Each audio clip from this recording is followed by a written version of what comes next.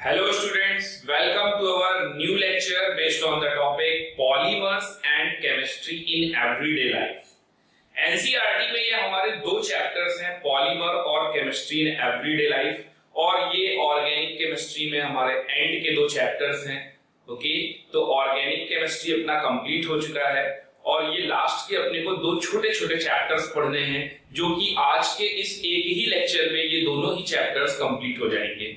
थोड़ा सा लर्निंग वाला है यहाँ पर, जैसे केमिस्ट्री इन एवरीडे लाइफ की अगर मैं बात करूं तो वो प्योर लर्निंग वाला ही है. उसमें ड्रग्स और एनाल्जेसिक, एंटीपायरेटिक, एंटीहिस्टामिन, ये सारे ड्रग्स आपको लर्न करने पड़ेंगे और आपको सिर्फ उतना ही लर्न करना है जितना एनसीईआरटी में दिया हुआ है.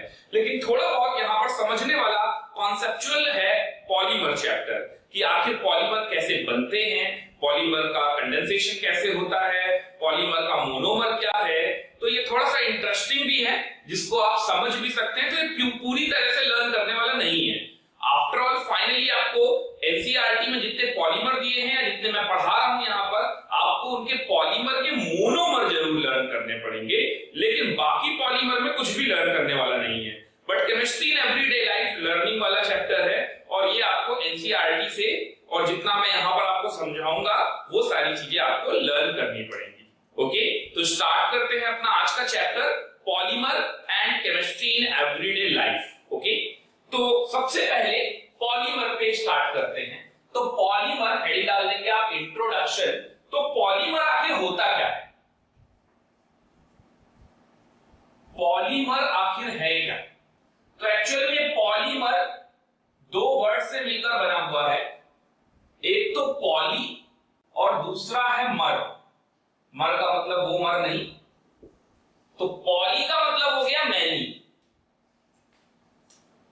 पॉली का मतलब हो गया मैनी, कई सारे, है ना. और मर का मतलब है मोनोमर, मोनोमर. ओके, तो मैनी मोनोमर्स.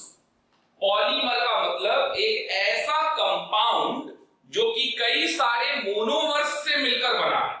कई सारे मोनोमर्स से मिलकर बनने वाले कंपाउंड को हम क्या कहते हैं, पॉलीमर कहते हैं. तो ये नोट कर लेंगे इसी तरीके से आप. तो polymers are formed by monomers. Polymers are formed by many monomers, many monomers. और ये जेंट नेटवर्क कंपाउंड बनाते हैं और जेंट नेटवर्क बनाने की वजह से इनका मोलर मास बहुत ही हाई होता है. तो अगला पॉइंट ये भी मेंशन कर देंगे, they have high molar mass, high molar mass due two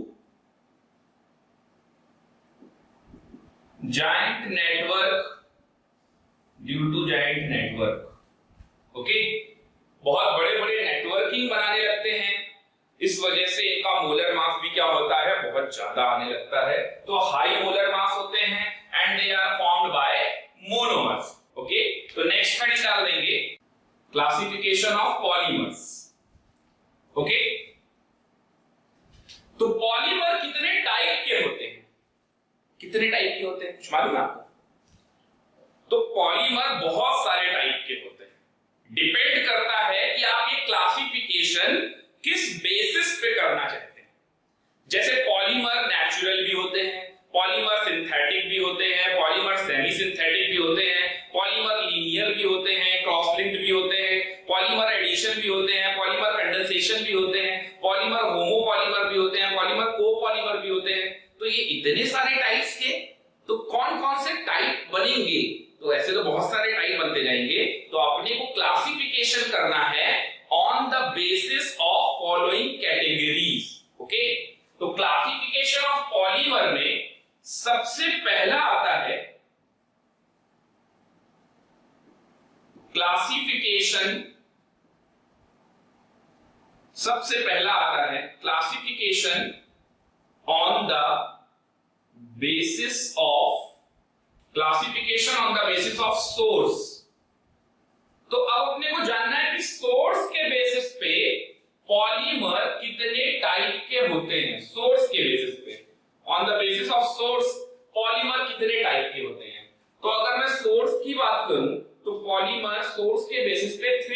types के होते हैं।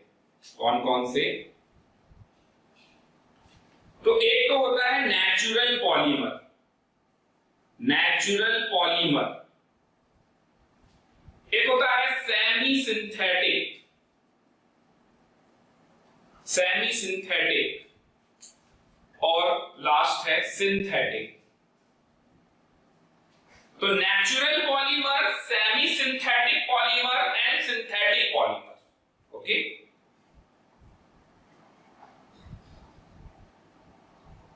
अब ये नेचुरल पॉलीमर क्या होता है ये जानना है अपने को। तो नेचुरल पॉलीमर वो होते हैं जिनका सोर्स नेचुरली पूरा है, तो नाम ही है नेचुरल पॉलीमर। तो ऐसे पॉलीमर्स जो कि हमें कहां से मिलते हैं? Obtain from plant, obtain from animals. तो जो एनिमल्स प्लांट्स से मिलते हैं ऐसे पॉलीमर को हम क्या कहते हैं? Natural polymer. Okay, obtained from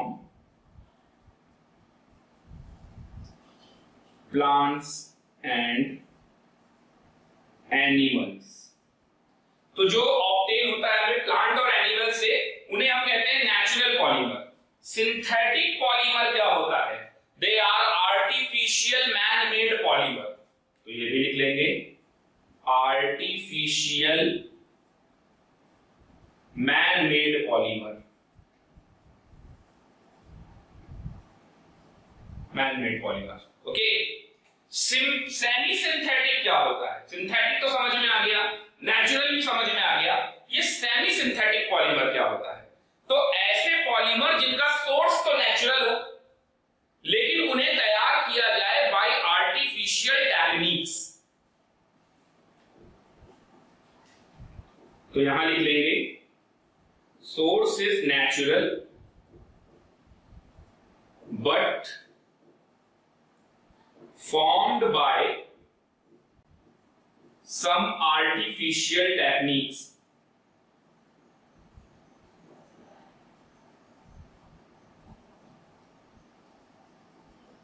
But formed by some artificial techniques, तो उन्हें हम क्या कहेंगे? Semi synthetic polymer. इनके कोई एग्जाम्पल बिल्कुल हैं, जैसे नेचुरल पॉलीमर में natural rubber, natural rubber. Natural rubber कैसा होता है? हमें प्लांट से मिलता है, पेड़ों से मिलता है ना। नेचुरल रबर हो गया सेल्यूलोज, सेल्यूलोज, गम। तो इस तरीके के पॉलीमर्स ये सब क्या है? Natural polymers. Okay, synthetic polymer, इसके तो कई सारे एग्जांपल हैं, आज की डेट में हम आसपास घिरे ही हुए हैं सिंथेटिक पॉलीमर से, जैसे पीवीसी पॉलीविनाइल क्लोराइड, PAN पॉलीएक्राइलोनाइट्राइल, है ना, और भी बहुत सारे पॉलिएस्टर, पॉलिएस्टर एक्सेट्रा। तो ऐसे बहुत सारे, नायलॉन 6, नायलॉन 6, पूरी कॉपी भर जाएगी, इतने सारे। Semi synthetic polymer, source natural लेकिन उन्हें तैयार किया जा रहा है बाय सम आर्टिफिशियल टेक्निक्स। तो इसके एग्जांपल में लिख लेंगे जैसे कि cellulose nitrate, cellulose nitrate, cellulose acetate. तो सेल्यूलोज नाइट्रेट, सेल्यूलोज एसीटेट, ये सभी एग्जांपल हो जाएंगे semi synthetic polymer. Okay, next आते हैं सेकेंड नंबर पे, classification on the basis of shape. अब शेप के बेसिस पे अपने को क्लासिफिकेशन करना है, classification on the basis of shape. Okay,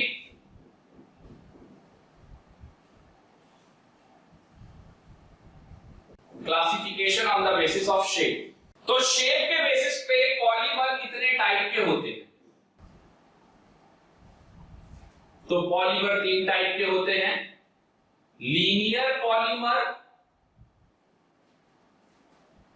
linear polymer, branched chain polymer, branched chain polymer, linear branch chain और क्रॉस लिंक्ड पॉलीमर। तो थर्ड है क्रॉस लिंक्ड पॉलीमर। ओके, तो ये तीन टाइप के polymer on the basis of shape. अब ये linear क्या होता है, ब्रांच चेन क्या होता है और क्रॉस लिंक्ड क्या होता है। तो पॉलीमर जिसमें लीनियरली एक दूसरे के साथ चेन बनाते चले जाएंगे, ज्वाइन होते चले जाएंगे, उन्हें लीनियर बोल दिया जाएगा।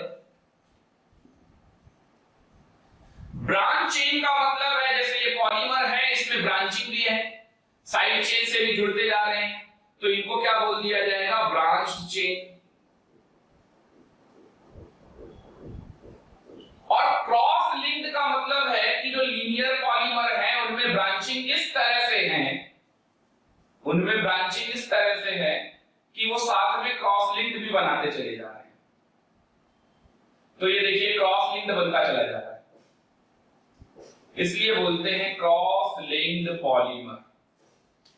तो on the basis of shape polymer कितने टाइप के हो गए, 3 टाइप्स के, लीनियर, ब्रांच्ड चेन और क्रॉस लिंक्ड। ओके, नेक्स्ट आते हैं थर्ड नंबर पे,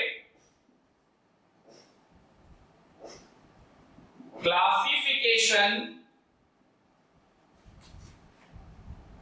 on the basis of synthesis. Classification on the basis of synthesis.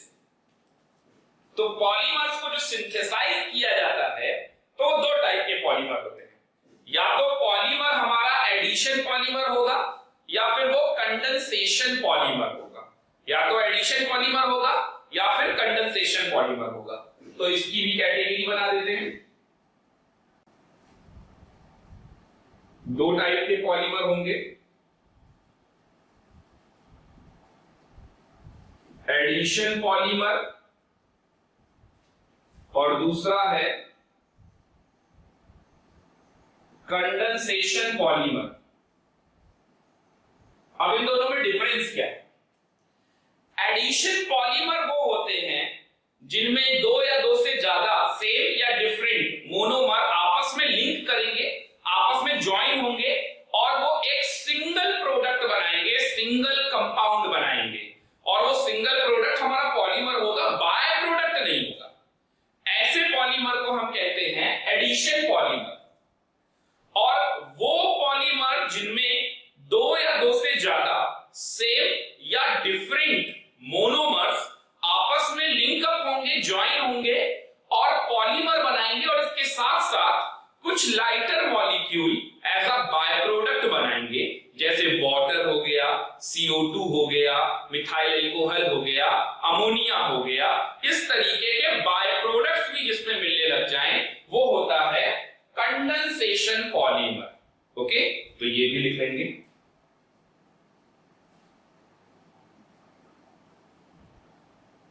Formed by 2 or more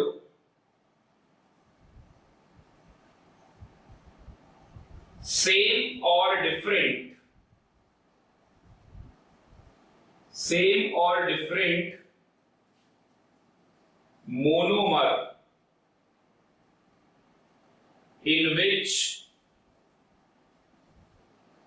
formed by 2 or more same or different monomer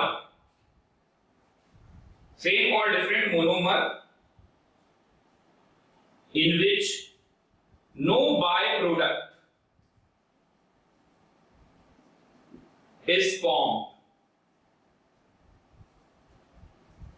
only single product, और वो product क्या है, polymer, is form.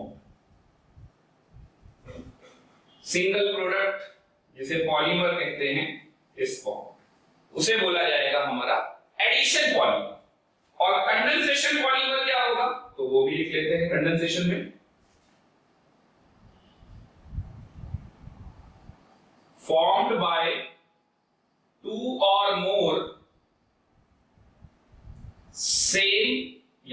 Same और different,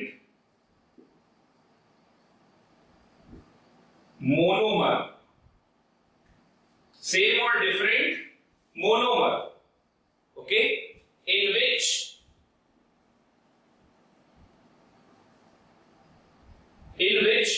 byproducts are also formed. Byproducts are also formed, like CO2, water, ammonia, etc. Okay, byproduct is also formed. So byproduct is also formed along with polymer. तो उसे बोला जाता है condensation polymer. अब इनके example क्या होंगे? जो एडिशन पॉलीमर में है जिसमें बाय प्रोडक्ट नहीं मिलता, तो इसके एग्जांपल कई सारे हैं। अभी जब हम पॉलीमर बनाना स्टार्ट करेंगे तो अपने को ऐसे ही कैटेगराइज करते जाएंगे कि एडिशन होगा कि कंडेंसेशन होगा। कुछ लिख लेंगे एग्जांपल्स में, जैसे पीवीसी, पॉलीएक्राइलोनाइट्राइल, पीवीसी हो गया, पॉलीएक्राइलोनाइट्राइल हो गया, ये भी हमारा एडिशन पॉलीमर में आएगा। ओके, और Buna N, Buna S, etcetera. तो ये सब एडिशन पॉलीमर में, क्योंकि इनके बनने में कोई भी बाय प्रोडक्ट नहीं मिलता। अब बाय प्रोडक्ट वाले कौन से हो जाएंगे? तो जैसे नायलॉन 6, नायलॉन 6 है ना, पॉलीस्टर, पॉलीस्टर,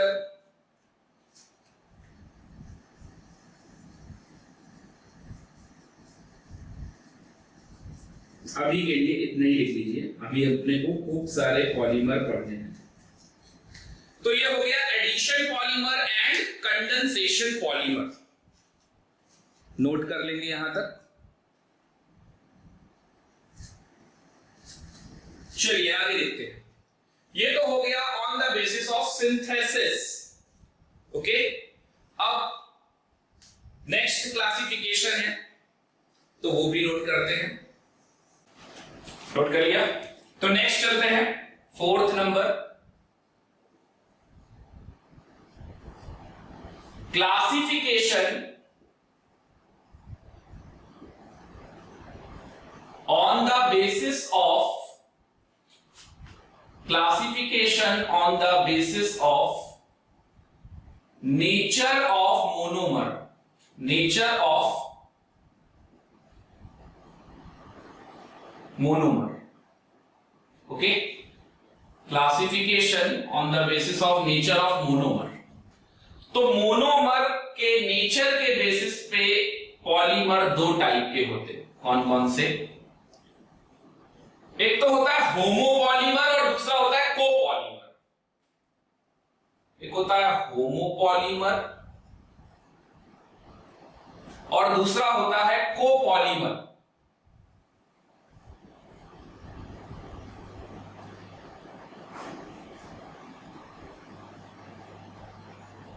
कोपॉलीमर। अब ये होमोपॉलीमर और कोपॉलीमर में क्या डिफरेंस है? तो देखिए, होमोपॉलीमर वो होता है जिसमें सिंगल टाइप का मोनोमर यूज किया जा रहा हो। Polymer formed by single type of monomer, जिसमें सिंगल टाइप मोनोमर एक ही, उसके मोल्स चाहे जितने ले लीजिए, उसके नंबर ऑफ मॉलिक्यूल्स जितने भी ले लीजिए, लेकिन मोनोमर एक ही होना चाहिए, डिफरेंट टाइप का मोनोमर नहीं होना चाहिए। और कोपॉलीमर क्या है? तो कोपॉलीमर में polymer formed by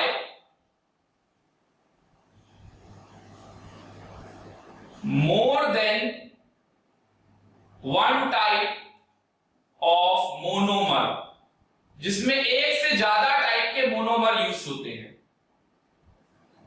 polymer formed by more than one type of monomer.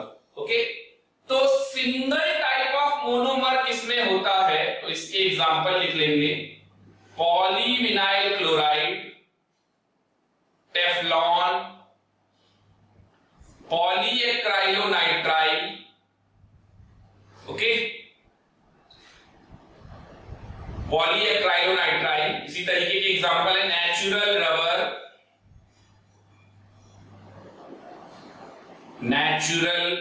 Rubber, okay, इत्यादि। इसी तरीके से कोपॉलीमर पे आते हैं, तो जिसमें more than one type of monomer का यूज किया हो, more than one type of monomer.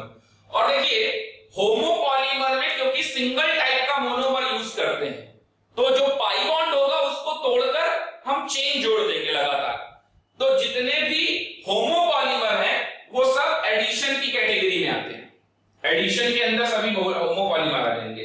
हालांकि अगर एडिशन पॉलीमर की आप डेफिनेशन पढ़ोगे तो फॉर्म्ड बाय टू और मोर सेम और डिफरेंट टाइप ऑफ मोनोमर। तो ऐसे पॉलीमर जिसमें दो या दो से ज्यादा different type of monomer use होते हैं और उसमें बाय प्रोडक्ट नहीं बनता, तो देखिए अगर इसमें सिंगल मोनोमर यूज हुआ तब तो ये हो जाएगा होमोपॉलीमर, और इसमें अगर दो से ज्यादा, या यहां पर मैंने को सही कर लेना चाहिए, formed by more than one same और डिफरेंट मोनोमर।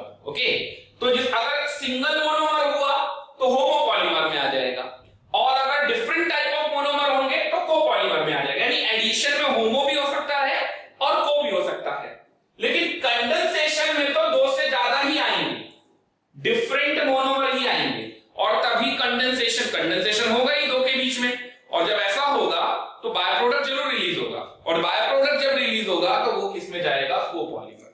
ओके, तो पीवीसी, टेफ्लॉन, पीएएन, नेचुरल रबर, ये सब किस में आ जाएगा, ये सब आ जाएगा होमोपॉलीमर में। अब कोपॉलीमर में जैसे बुनाएन ही ले लीजिए, इसमें दो मोनोमर यूज होते हैं, तो इसके एग्जांपल में बुनाएन आ जाएगा, बुनाएस आ जाएगा। ओके, कोपॉलीमर में नायलॉन 66 आ जाएगा। तो इस तरीके के पॉलीमर आ जाएंगे। तो ये हो गया होमोपॉलीमर एंड कोपॉलीमर। अब लास्ट क्लासिफिकेशन करते हैं on the basis of force of attraction. Okay, तो नेक्स्ट हेडिंग डाल देंगे, 5th नंबर, क्लासिफिकेशन on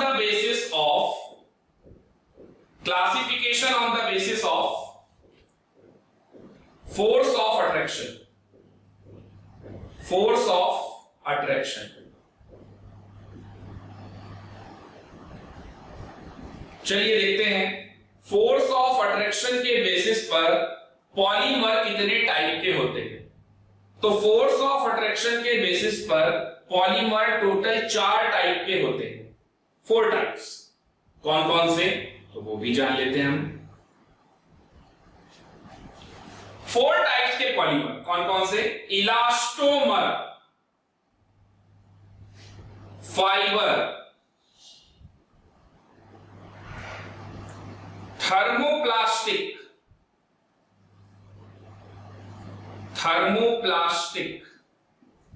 और लास्ट है थर्मोसेटिंग।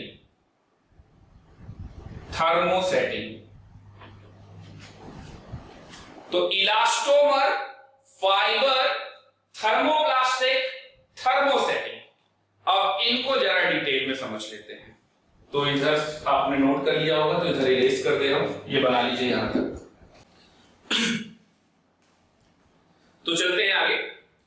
जो भी हमने different type of force of attraction के बेसिस पे पॉलीमर्स पढ़े, यानी कि इलास्टोमर, फाइबर, थर्मोप्लास्टिक और थर्मोसेटिंग, अब इनके बारे में जान लेते हैं। तो सबसे पहला आता है इलास्टोमर। इलास्टोमर क्या होता है? इलास्टोमर जिसमें फोर्स ऑफ अट्रैक्शन बहुत ही वीक होता है, weak van der Waals force के थ्रू चेन आपस में लिंकअप होती है, और इनको स्ट्रेच करने पर इनके शेप में चेंज आ जाता है, और दोबारा रिलीज करने पर ये अपने ओरिजिनल शेप को रीगेन भी कर लेते हैं। तो ऐसे पॉलीमर्स को हम बोलते हैं इलास्टोमर। ओके, इसमें सबसे सिंपल सा एग्जांपल रबर बैंड ही ले लीजिए। इसके बाद आता है फाइबर। फाइबर एक ऐसा पॉलीमर की कैटेगरी है जिसमें फोर्स ऑफ अट्रैक्शन इलास्टोमर से ज्यादा और थर्मोप्लास्टिक से कम है। यहाँ पर जनरली वीक वॉन्डरवॉल फोर्स तो नहीं होगा, लेकिन यहाँ पर वॉन्डरवॉल फोर्स जरूर होगा। वॉन्डरवॉल फोर्स में डाइपोल डाइपोल इंटरेक्शन या हाइड्रोजन बॉन्ड बहुत ज्यादा स्ट्रॉन्ग तो नहीं है, लेकिन इलास्टोमर से ज्यादा फोर्स ऑफ अट्रैक्शन स्ट्रॉन्ग है। ओके, इसके बाद हम आ जाते हैं थर्मोप्लास्टिक पे। तो थर्मोप्लास्टिक क्या होता है कि नाम से ही समझ में आ रहा है, थर्मोप्लास्टिक यानी हीट करेंगे तो डिजायर्ड शेप में उस पॉलीमर को ला सकेंगे और दोबारा उसको रिसाइकिल भी कर सकते हैं। तो ऐसे पॉलीमर को कहते हैं थर्मोप्लास्टिक। और थर्मोसेटिंग क्या होता है कि हीट करने पर एक बार जो भी हमने पॉलीमर बना लिया, अब दोबारा हम उसको रिसाइकिल नहीं कर सकते, दोबारा हम उसको फिर से डिजायर्ड शेप का कंपाउंड में कन्वर्ट नहीं कर सकते हैं। तो एक बार अगर वो बन गया तो उसके बाद वो डिस्ट्रॉय ही होना है, उसको रिसाइकिल नहीं किया जा सकता। तो ऐसे पॉलीमर को बोलते हैं थर्मोसेटिंग पॉलीमर। ओके, इनके ऊपर दो दो तीन तीन पॉइंट्स हैं, जल्दी से लिखना चालू करेंगे, मैं बोलता जा रहा हूं, आप नोट करते जाइएगा। तो सबसे पहला है इलास्टोमर। इलास्टोमर के बारे में देखिए, पहले पॉइंट की सारे पॉइंट्स मैंने आपको पहले से बता रखे हैं। Polymer which are bonded by weak force of attraction, और ये वीक फोर्स कौन सा है, van Waals force. Van Waals force होता है। Okay, it can stretch and revert back to the original shape, ये आपको बात बताई थी मैंने। नेक्स्ट पॉइंट पे आते हैं कि elastomer weak van Waals force is present in between polymeric chain. अब ऐसे एग्जांपल क्या हो जाएंगे, रबर बताया था मैंने आपको, पॉली आइसोप्रीन ये रबर ही है, नियोप्रीन ये भी रबर है, बूना एस ये भी पॉलीमर है। ओके, तो इस तरीके के पॉलीमर्स इलास्टोमर की कैटेगरी में आते हैं। नेक्स्ट चलते हैं हम फाइबर। फाइबर क्या है देखिए, पहला पॉइंट है they are linear polymer in which individual chain of polymer are linked by hydrogen bond dipole dipole interaction. Okay, और यहां पर force of attraction is greater than elastomer but lesser than thermoplastic और thermosetting. Obvious सी बात है, thermoplastic से कम है तो थर्मोसेटिंग से भी कम ही होगा। जनरली फाइबर कौन होते हैं, पॉलीएमाइड्स, पॉलीएस्टर। तो जनरली ये पॉलीएमाइड्स और पॉलीएस्टर होते हैं, जैसे सेल्यूलोज, नायलॉन, ग्लिप्टल, टेरिलीन, तो ये सब क्या है, पॉलीएमाइड्स और पॉलीएस्टर। ओके, नेक्स्ट पे आते हैं थर्मोप्लास्टिक क्या होता है। तो थर्मोप्लास्टिक मैंने आपको अभी बताया, वही पॉइंट यहां पर मेंशन भी है, polymer which can be easily softened when heated and hardened with a little change in their properties. जिसको हीट करेंगे तो सॉफ्ट हो जाएगा और उसके बाद उसको हार्ड भी कर देंगे, उसकी केमिकल प्रॉपर्टीज में चेंजेस लाकर, उसकी प्रॉपर्टीज में चेंजेस लाकर by some chemical changes. Okay, तो उसको हम डिजायरेबल प्रोडक्ट बना सकते हैं थर्मोप्लास्टिक का, यानी ये रिसाइकिल किया जा सकता है। अगले पॉइंट पे आते हैं, they are normally remain soluble and fusible after many cycles on heating and cooling. Okay, यानी कई साइकिल रिसाइकिल करने के बाद भी हम इसको यूज में ला सकते हैं। नेक्स्ट आते हैं अगले पॉइंट पे, PVC, Teflon, nylon, linear polyesters are the example of thermoplastic. तो ये एग्जांपल्स भी हैं। लास्ट है थर्मोसेटिंग पॉलीमर क्या होता है। तो चलिए देखते हैं थर्मोसेटिंग पॉलीमर। तो thermosetting polymer, these polymer undergo permanent change, ये इंपॉर्टेंट है, permanent change on heating, permanent change on heating. एक बार आपने हीट करके जो चेंज लाना था वो ले आए और डिजायरेबल प्रोडक्ट जो बनाना था वो बन गया, अब उसके बाद उसको रिसाइकिल फिर से नहीं किया जा सकता। अगले पॉइंट पे आते हैं, they can be obtained in soluble, insoluble नहीं है, इन अलग है, सॉल्यूबल अलग है। They can obtained in soluble and fusible form and in early और intermediate stage of the synthesis. यानी ये जो सिंथेसाइज कराया जा रहा होगा तो आप इंटरमीडिएट स्टेज में भी इसको ले सकते हैं और अर्ली स्टेज में भी ले सकते हैं। Okay, bakelite, melamine, formaldehyde, resin, resin जितने भी हैं ये सब इसी तरीके के होते हैं। तो ये सब थर्मोसेटिक पॉलीमर्स होते हैं। तो ये था classification on the basis of force of attraction. अब हम चलते हैं पॉलीमर्स की तरफ। पॉलीमर कैसे बनेगा, उसके मोनोमर्स क्या होंगे। ओके, तो ये सारे पॉलीमर्स अपने को देखने हैं। तो यहां तक आप नोट कर लीजिए जल्दी से। और मैं स्टार्ट करने जा रहा हूं पॉलीमर्स। सबसे पहला हम स्टार्ट करेंगे नेचुरल रबर से। तो हेडिंग डाल देंगे आप, types of polymer and their monomer.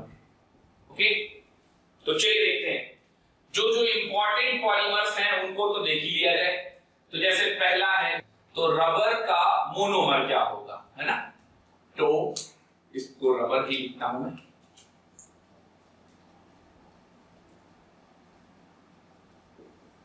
Rubber natural भी लिख दोगे तो कोई ऐसी कोई प्रॉब्लम नहीं है।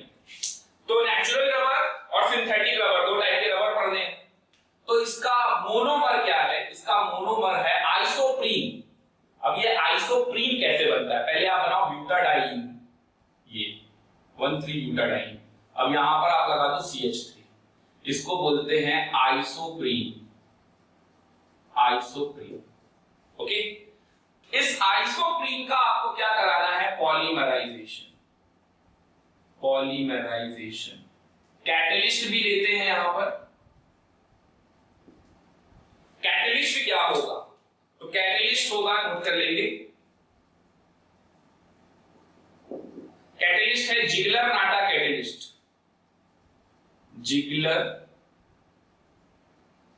जिगलर नाटा कैटलिस्ट।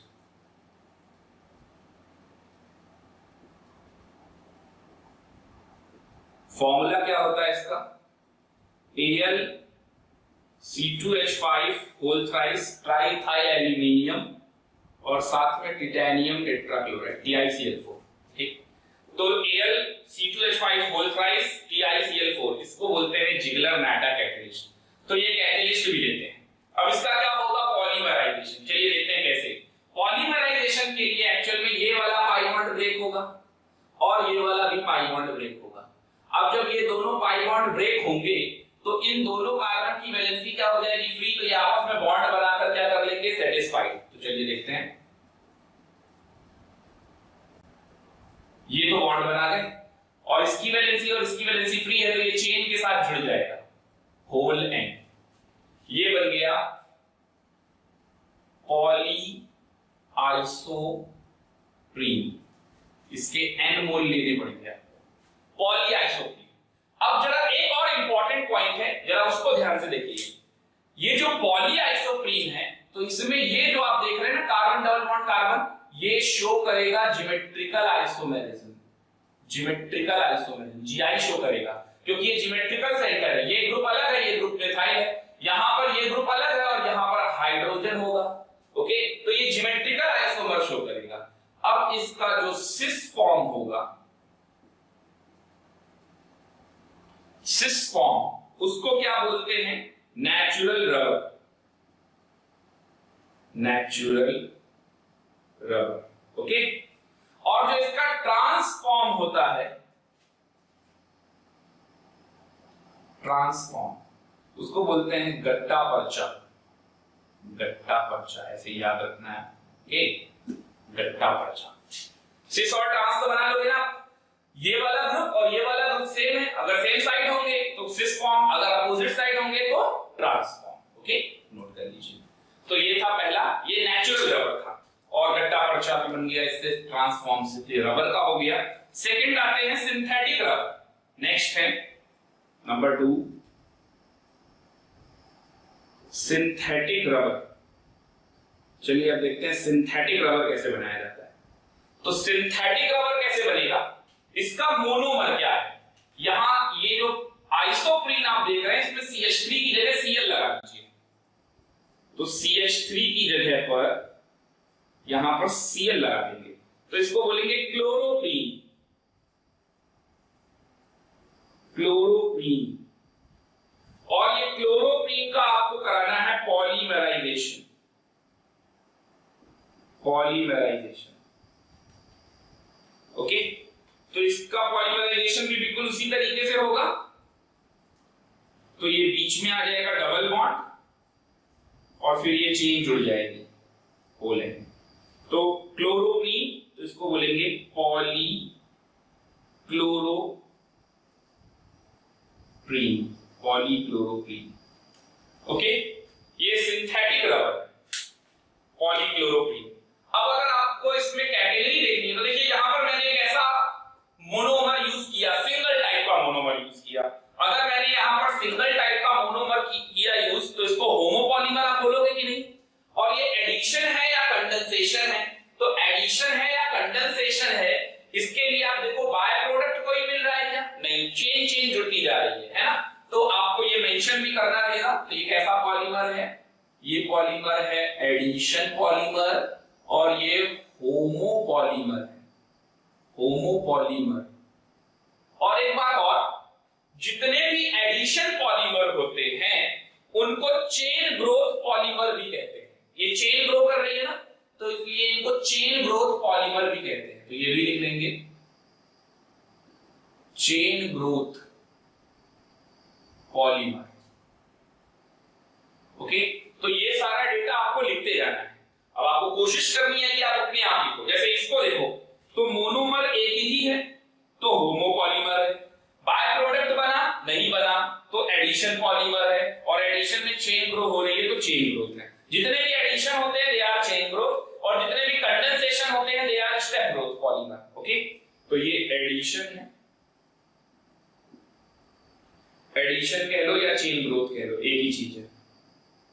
अब ये ध्यान रखिएगा, चेन ग्रोथ, ठीक है। और दूसरा ये होमोपॉलीमर, होमोपॉलीमर। ऐसा जरूरी नहीं है कि हर एडिशन होमो ही होगा, कोपॉलीमर भी हो सकता है। ओके, अभी आप देखते जाओगे। तो ये सिंथेटिक रबर नोट कर लेंगे।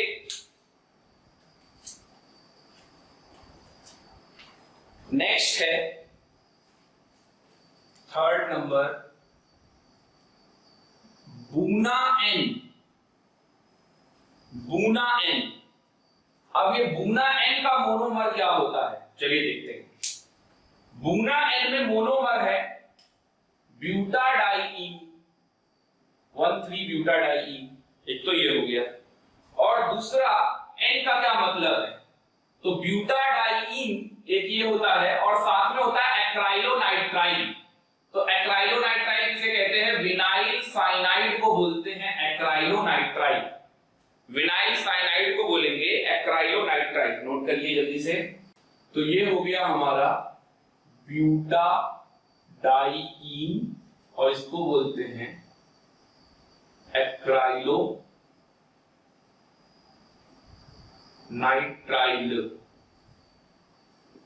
यानी अब की बार आपको एक से ज्यादा तरीके के मोनोमर मिल गए, तो इसको आप क्या बोलोगे, होमोपॉलीमर की कोपॉलीमर? तो ये कोपॉलीमर बन जाएगा। चलिए अब देखिए ज्वाइन कैसे करना है। तो ज्वाइन किस तरीके से करना है, सबसे पहले इस पाई बॉन्ड को ब्रेक करेंगे और इस वाले पाई बॉन्ड को ब्रेक करेंगे, तो ये दोनों आपस में ज्वाइन हो जाएंगे और ये कार्बन कार्बन की वैलेंसी क्या हो जाएगी, फ्री। अब आप देखिए इस वाले को भी तोड़िए साथ में, तो देखिए क्या बनता जाएगा। इधर वाले से ये कार्बन सिंगल बॉन्ड कार्बन, ये डबल बॉन्ड कार्बन मिड में आ गया, फिर सिंगल बॉन्ड कार्बन ये, और ये वाला कार्बन इसके साथ ज्वाइन हो जाएगा। जब इसके साथ ज्वाइन हो जाएगा तो ये आ गया ऐसे, और फिर इस वाले कार्बन के बगल वाले कार्बन की वैलेंसी फ्री हो रही है, क्योंकि ये तो ज्वाइन हो जाएगा, इसकी वैलेंसी फ्री हो जाएगी। तो इसकी वैलेंसी जब फ्री हो जाएगी तो ऐसे लगाओगे, और ये CN यहां लगाओगे, आप CN आप यहां लगाओगे। समझ में आया आपको? और इसी तरीके से ये पीछे, तो ये होल है, ये बन गया। तो इसको बोलते हैं बूना एन, ब्यूटाडाइईन एक्राइलोनाइट्राइल का पॉलीमर होता है बूना एन। ओके, अब बताइए ये कैसा पॉलीमर है, तो एडिशन है या कंडेंसेशन है? क्या बाय प्रोडक्ट मिला? नहीं मिला, तो ये कैसा हो जाएगा, एडिशन। ये एडिशन हो जाएगा। एडिशन का मतलब चेन ग्रोथ, एडिशन का मतलब चेन ग्रोथ। अब बताइए ये होमोपॉलीमर है या कोपॉलीमर है? तो इसमें दो डिफरेंट टाइप के मोनोमर्स दिख रहे हैं मेरे को, तो अगर डिफरेंट टाइप के मोनोमर्स मिलेंगे तो होमो तो नहीं होगा, तो ये क्या होगा, कोपॉलीमर। ये आ जाएगा कोपॉलीमर। ओके, तो ये था हमारा बूना एन। अब चलते हैं बूना एस की तरफ। नेक्स्ट हेडिंग डालेंगे बूना एस। गुना एस। अब यहां पर क्या होता है, गुना एस का मतलब क्या होता है, ब्यूटाडाईन और स्टाइरीन। तो ब्यूटाडाईन तो वही है और साथ में आ जाता है स्टाइरीन। ये स्टाइरीन कैसे बनता है, बेंजीन रिंग के ऊपर CH डबल बॉन्ड CH2 लगा दो, इसको स्टाइरीन बोलते हैं। और ये ब्यूटाडाईन। ओके, इन दोनों के मिलने से जो पॉलीमर बनेगा उसे बोलेंगे गुना एस। अब ज्वाइन कैसे करना है, तो ज्वाइन का तरीका फिर से वही है, ये बॉन्ड टूटेगा और ये बॉन्ड टूटेगा और यहां से ये वाला बॉन्ड टूटेगा। तो देखिए क्या बनने लगेगा, इससे बनेगा ये कार्बन, फिर ये 4 कार्बन को ऐसे जोड़ दिए, इसके बाद ये आ जाएगा CH, यहां से ये बेंजीन रिंग निकाल दीजिएगा, फेनिल, और यहां पर आ जाएगा CH2 और ये होल है। ओके, ये बन गया गुना एस, नोट कर लीजिए गुना एस। तो ये था गुना N एंड गुना S। अब चलते हैं अगले पॉलीमर में। नेक्स्ट है नायलॉन 6। नायलॉन 6 क्या होता है, अभी समझ में आ जाएगा आपको। पॉलीएमाइड होता है ये। और नायलॉन 6 का मोनोमर क्या होता है, तो नायलॉन 6 का मोनोमर क्या होगा, चलिए देखते हैं। ये NHC डबल बॉन्ड दो ऐसे जोड़ देना है और NHC डबल बॉन्ड दो क्लोज रिंग में होगा। NHC डबल बॉन्ड दो क्लोज रिंग में होगा और इस क्लोज रिंग में 5 कार्बन आएंगे। तो 1 2 3 4 और ये 5, 1 2 3 4 5 ऐसे याद रखना है आपको। इसको बोलते हैं कैप्रोलैक्टम। कैप्रोलैक्टम। इसकी करानी है अपने को पहले तो hydrolysis, first hydrolysis, okay, and then second polymerisation.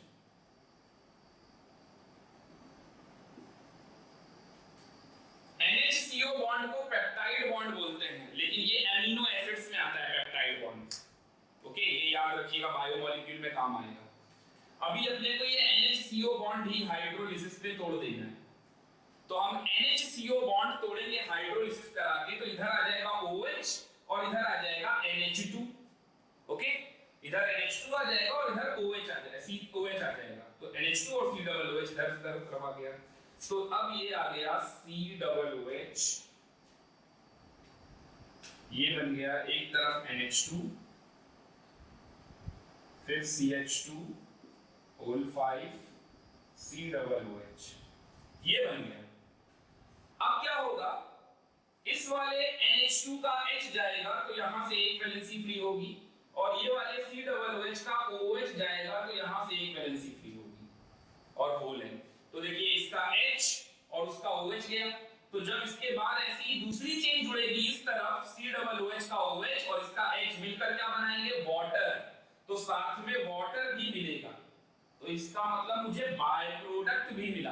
तो अगर बाय प्रोडक्ट मिला तो आप इसको एडिशन बोलोगे कि कंडेंसेशन, तो ये किस में जाएगा, कंडेंसेशन में, condensation polymer. Okay, condensation polymer जाएगा। और साथ में आप यहां पर ध्यान से देखो कि ये स्टेप बार बार ग्रो करेगा। अगर ये स्टेप बार बार ग्रो करेगा तो आप इसको क्या बोलोगे, step growth polymer. Step growth polymer. बहुत सिंपल चैप्टर है, आपको बस एक बार अच्छे से समझ लेना है कि आखिर पॉलीमर तो कैसे बन रहे हैं, कौन सा बॉन्ड तोड़ना और जोड़ना है, और दूसरा आपको मोनोमर याद होने चाहिए। अगर ये दो काम आप कर ले गए तो पॉलीमर बिल्कुल सिंपल चैप्टर है, कोई भी याद कर सकता है, कोई भी इसको अच्छे से पढ़ सकता है। याद करने लायक सिर्फ एक ही चीज है, मोनोमर याद होनी चाहिए, बाकी तो आपको बॉन्ड ब्रेक करके जोड़ना आना चाहिए। ओके, तो ये कंडेंसेशन पॉलीमर है, स्टेप ग्रोथ पॉलीमर है। अब बताइए ये होमो है या कोपॉलीमर है, तो होमो पॉलीमर है या कोपॉलीमर है, तो इसका मोनोमर तो एक ही है, इसका मोनोमर एक ही है ना, इसी की तो आपने हाइड्रोलिसिस करा के बनाया, तो मोनोमर एक होने की वजह से ये होमो पॉलीमर हो जाएगा, होमो पॉलीमर। ओके, नायलॉन 6 के बाद इसी तरीके से और देख लेते हैं। नायलॉन 6 के बाद देखना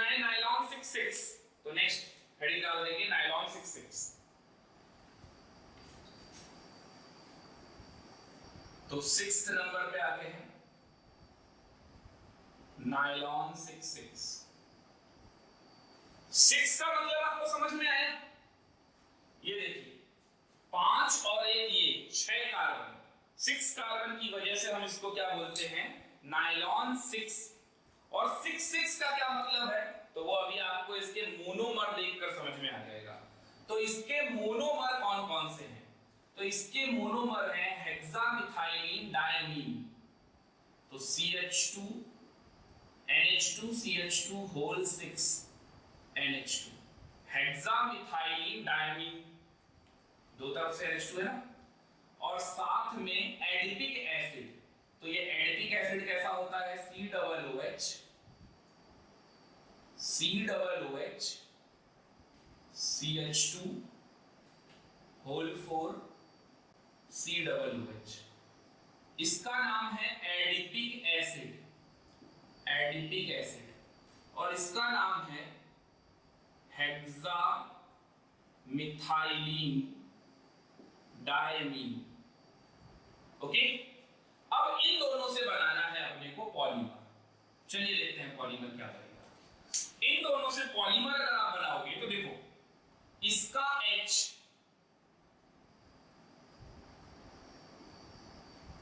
और इसका OH निकाल दो और लिंक करा दो। अब इसका OH गया है और इसका H गया है, फिर इसी तरीके से इधर वाले का H और इधर से जो यूनिट जुड़ेगी उसका OH आ जाएगा कार्बोक्सिलिक का, और इधर भी आप OH हटा दोगे इस वाले का। तो ये इतनी चीजें हटाकर और लिंक अप कर देना है। तो लिंक अप करेंगे तो क्या आएगा? देखिए ये आएगा NH CH2 होल 6, फिर से NH C double bond O, फिर आ जाएगा CH2 whole 4 C double bond O, और इस तरीके से होल है।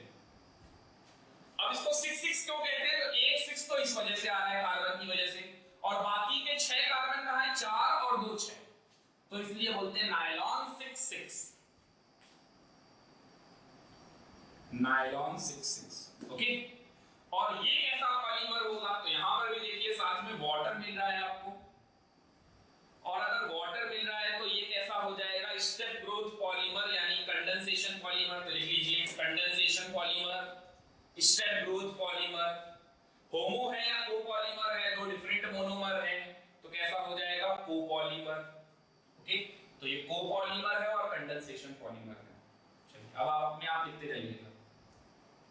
7th number nylon 610।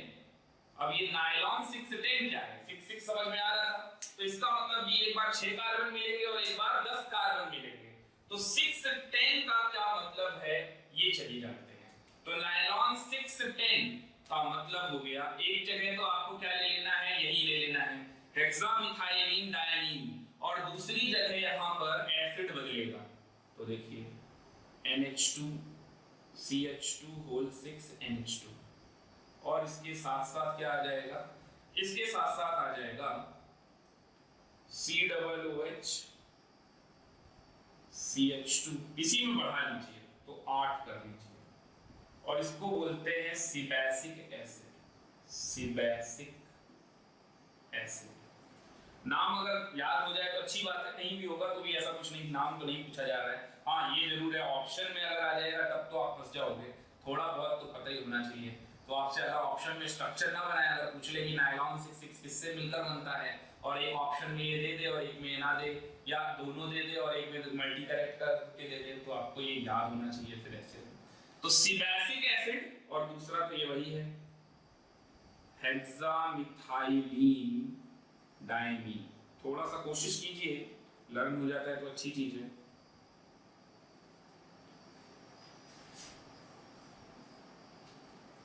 एक बार बनाइए जरूर, जैसे मैं बना रहा हूं ना, ऐसे आपको रफ कॉपी में अगर बनाओगे तो आप अटकोगे, और तब आपको लगेगा कि हाँ नोट्स एक बार रिवाइज करके देख लेना चाहिए कि नाम क्या है, तो आपको थोड़ा सा लिखने से प्रैक्टिस हो जाएगा। ओके, नायलॉन 610 तो किस तरीके से बनने वाला है? सेम वही फंडा है, ये H जाएगा, ये OH जाएगा, इधर से ये OH जाएगा और इधर से ये H जाएगा। तो दीजिए और ज्वाइन कर दीजिए, तो अपना पॉलीमर तैयार है।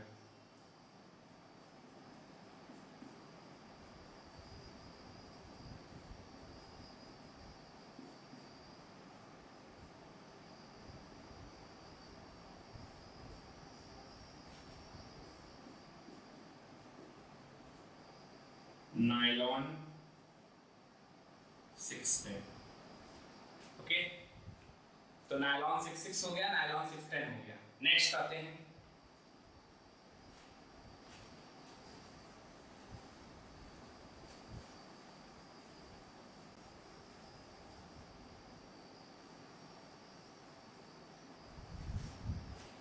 नेक्स्ट पॉलीमर है टेरिलीन।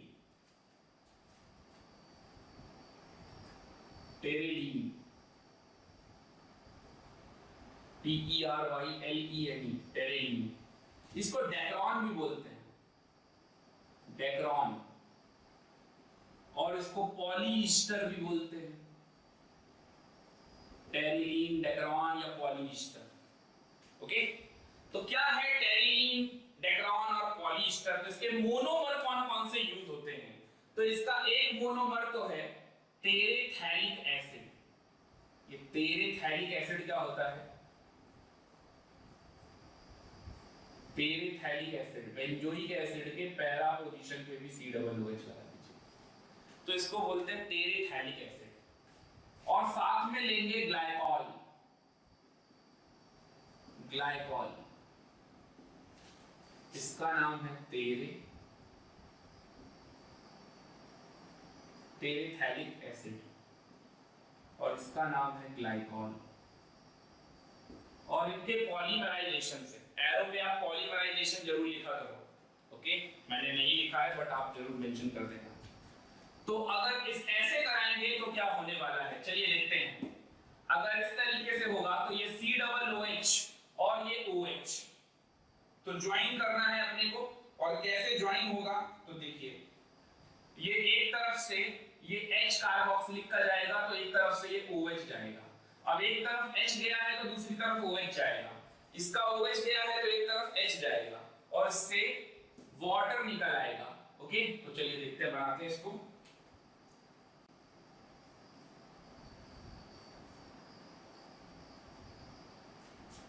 अब जैसे मैं इधर की बात कर दूं तो C डबल बॉन्ड हो, ओके, C डबल बॉन्ड हो। जैसे इसका OH चला गया तो मुझे क्या लाना है, यहां पर O आ जाएगा, OH चला गया तो ये OC2H5, OC2H5, या इसका H अगर चला गया तो चलिए C डबल बॉन्ड हो और यहां से ज्वाइन कर देते हैं, तो CH2, CH2, फिर CH2 और OH, CH2 CH2 OH, तो यहां पर बना देते हैं, इधर जगह नहीं है।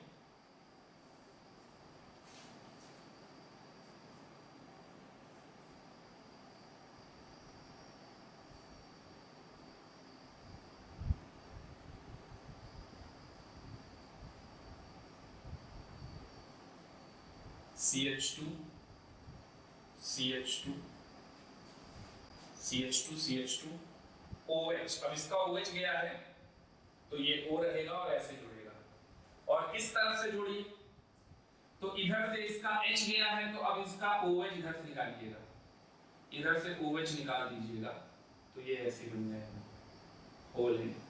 इसी को कहते हैं पॉली ईस्टर। पॉली ईस्टर कैसे है, चलिए देखिए। R ये C डबल बॉन्ड हो OR, तो RCOR, यहां से देख सकते हैं आप ईस्टर फंक्शनल होता है। फिर इसी तरीके से आगे जुड़ता जाएगा RC डबल बॉन्ड हो OR, ओके। तो इसको बोलते हैं टेरिलीन, डेक्रॉन या फिर पॉली ईस्टर। अगर यहां पर आप टेरेथैलिक एसिड ना लेकर थैलिक एसिड ले लीजिए, ऑर्थो वाला, है ना, तो बन जाएगा एक नया पॉलीमर जिसका नाम होगा ग्लिप्टल। तो अगला है पॉलीमर, 9th नंबर पे आते हैं, ग्लिप्टल। तो अब ये ग्लिप्टल क्या होता है, चलिए देखते हैं। ग्लिप्टल कैसे बनेगा, तो यहां पर आपको थैलिक एसिड लेना है और अब की बार ऑर्थो वाला लेना है, तो आप इसको ऐसे लिख लो,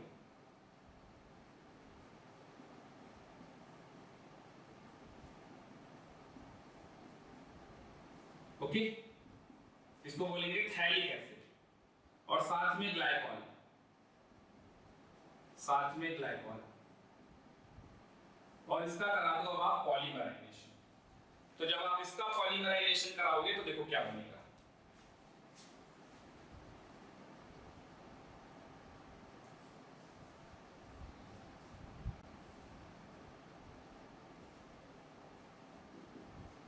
जैसे ये C डबल बॉन्ड होगा, OH निकाल देंगे तो ये ऐसे चला जाएगा, ऐसे जुड़ता जाएगा आगे एक तरफ, जैसे इधर जुड़ा है, और ठीक इसी तरह से इधर भी जोड़ देंगे।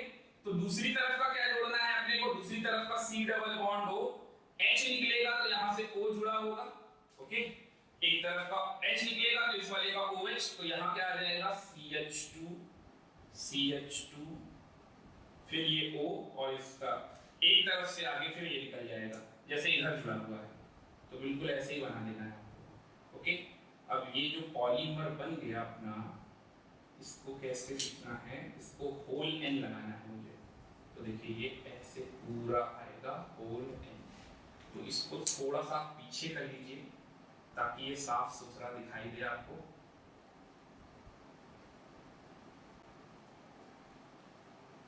एथिलीन ग्लाइकॉल, साथ में लिया हमने एथिलीन ग्लाइकॉल, और उससे बना लिया, ठीक। तो ये इसी को बोलते हैं हम ग्लिप्टर, ग्लिप्टर। यहां तक नोट कर लीजिए।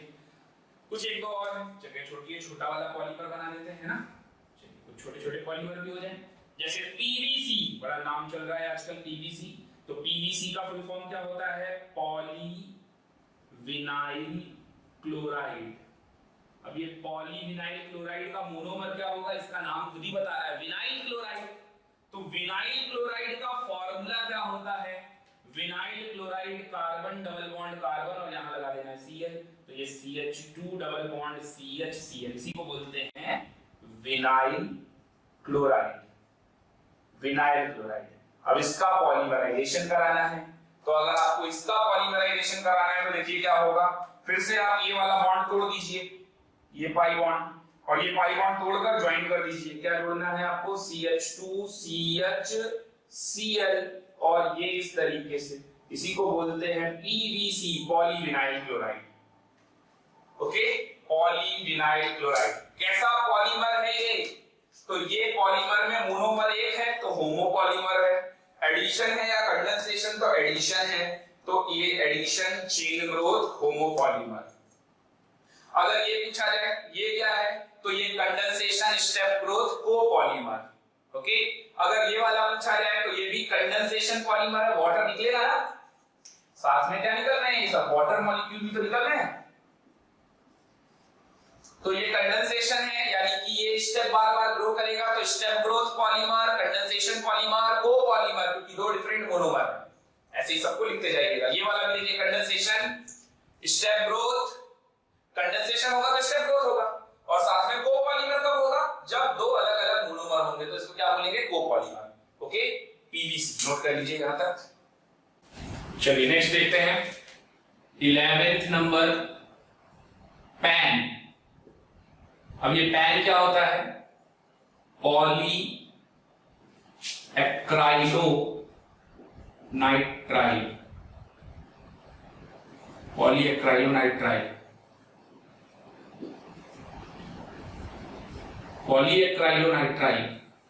इसका मोनोमर क्या होगा, एक्राइलो नाइट्राइल। तो एक्राइलो नाइट्राइल कैसा होता है, विनाइल साइनाइड को ही बोलते हैं। इसका पॉलीमराइजेशन करा देंगे तो क्या हो जाएगा, CH2 CH Cl whole N, इसी को पैन बोलते हैं, पॉली एक्राइलो नाइट्राइल, ओके। एक नेक्स्ट है टेफ्लॉन, एक और है टेफ्लॉन, देख लेते हैं टेफ्लॉन क्या होता है। तो टेफ्लॉन कोटिंग, आजकल तो गाड़ियों में टेफ्लॉन कोटिंग है ना, कोटिंग वोटिंग के भी काम आता है। तो एनसीईआरटी में यूजेस दिए हुए लास्ट चैप्टर, लास्ट पेज पे, पॉलीमर चैप्टर में लास्ट पेज पे यूजेस दिए हुए हैं, तो एक बार यूजेस और पढ़ लीजिएगा। जैसे बेकलाइट आपको एल्डिहाइड कीटोन में पढ़ाया था, बेकलाइट फिनॉल और फॉर्मेल्डिहाइड से बनता है बेकलाइट। इलेक्ट्रिकल स्विचेस बनाने के काम में आता है, जो इलेक्ट्रिकल स्विचेस होते हैं ना उसको बेकलाइट, और वो कैसा पॉलीमर है, थर्मोस्टेटिक पॉलीमर है, ये भी ध्यान रखिएगा। वो लास्ट वाला पेज एनसीईआरटी का पढ़ लीजिएगा। टेफ्लॉन, तो टेफ्लॉन क्या होगा चलिए देखते हैं। इसका मोनोमर क्या है, CF2 डबल बॉन्ड CF2। जैसे पॉलीथीन बनाने के लिए CH2 डबल बॉन्ड CH2 होता है, तो एथिलीन का पॉलीमराइजेशन करते हैं तो क्या बनता है, पॉलीथीन। वैसे ही H की जगह F लगा देंगे तो CF2 डबल बॉन्ड CF2, और इसका कराएंगे हम पॉलीमराइजेशन। पॉलीमराइजेशन, तो पॉलीमराइजेशन करने पर क्या मिल जाएगा, CF2 single bond CF2 whole and, इसी को बोलते हैं टेफ्लॉन। ओके, नोट कर लीजिए।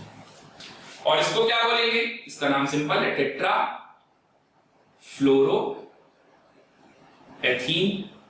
एथीन क्यों आया, 2 कार्बन की वजह से, डबल बॉन्ड, तो एथीन, टेट्रा फ्लोरो इथीन से बन जाएगा टेफ्लॉन। चलिए नेक्स्ट आते हैं 13 नंबर। टेफ्लॉन हो गया, पैन हो गया, ओके। पीवीए यानी कि poly vinyl acetate, polyvinyl acetate.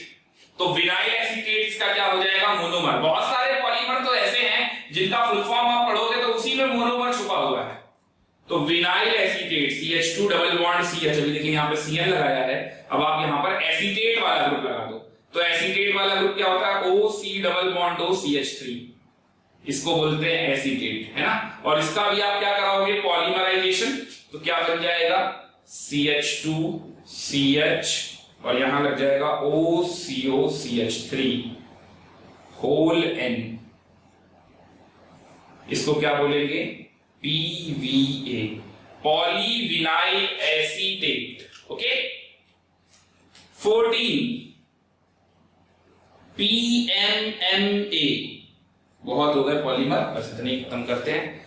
NCERT में जितने हैं उससे ज्यादा ही करा दिए।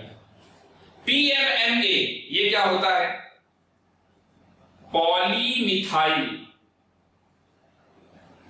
मेथा एक्राइलेट, पॉलीमिथाइल मेथा एक्राइलेट, PMMA। अब इसका मोनोमर क्या होगा, मिथाइल मेथा एक्राइलेट।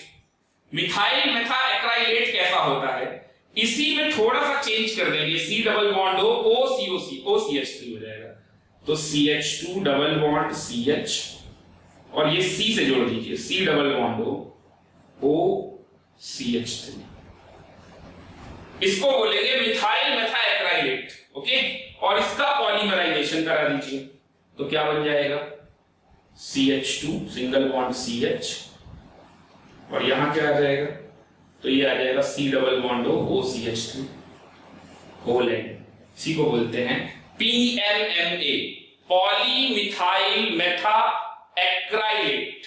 ओके, तो ये हो गए 14 तक ये पूरे पॉलीमर्स, नोट कर लेंगे इनको। और इन पॉलीमर्स में जितने एनसीईआरटी में दिए हुए हैं यूजेस, उनके यूजेस जरूर पढ़ लीजिएगा। ओके, पॉलीमर तो पूरे की प्रैक्टिस कीजिएगा, लेकिन यूजेस जो एनसीईआरटी में दिए हैं वो जरूर पढ़ लीजिएगा। उसके अलावा एक शब्द पढ़ने की जरूरत नहीं है यूजेस के नाम पर, क्योंकि अगर पेपर में क्वेश्चन आएगा तो यूजर जो भी पूछेगा वो एनसीईआरटी वाला ही पूछेगा। ओके, तो यहां तक नोट कर लीजिए। अब बायोडिग्रेडेबल पॉलीमर जरा अपने को और देख लेने हैं कि बायोडिग्रेडेबल पॉलीमर कैसे होते हैं। ओके, यहां तक नोट कीजिए, नेक्स्ट हेडिंग डालेंगे, तो नेक्स्ट हेडिंग डाल देंगे biodegradable, biodegradable polymer. Biodegradable polymer आखिर क्या होते हैं, तो एक्चुअल में जो सिंथेटिक पॉलीमर होते हैं उनके साथ एक बहुत बड़ी प्रॉब्लम है।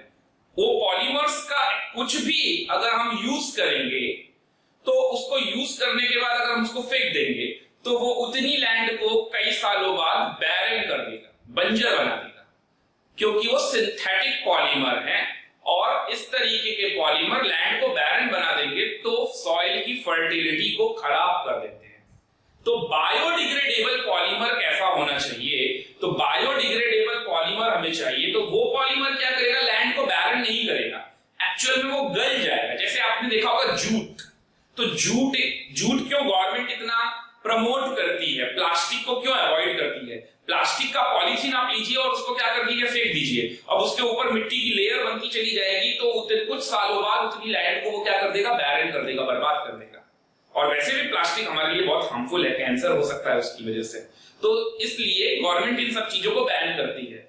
अब जूट उसी जगह पर देखिए कितना अच्छा है, जूट का जैसे बैग आता है, तो जूट के बैग को आपने यूज किया और फेंक दिया, और फेंकने के बाद उसके ऊपर भी लेयर बनती चली गई, वो जमीन के अंदर चला गया और उसके ऊपर मिट्टी की लेयर बनती चली गई। कुछ सालों बाद क्या होगा कि उसके धीरे धीरे रेशे करके गल जाएंगे, जो भी उसके रेशे होंगे वो गल जाएंगे और वो सॉइल की फर्टिलिटी को बर्बाद नहीं करेगा। तो ऐसे पॉलीमर को हम बोलते हैं बायोडिग्रेडेबल पॉलीमर। अब ये बायोडिग्रेडेबल पॉलीमर एनसीईआरटी में सिर्फ 2 एग्जांपल है। तो पहला एग्जांपल है पीएचबीवी, पहला एग्जांपल है पीएचबीवी। इसका नाम बड़ा अजीब सा है, पीएचबीवी का पूरा नाम तो लिखेंगे, इसका नाम है poly beta hydroxy, poly beta hydroxy butyrate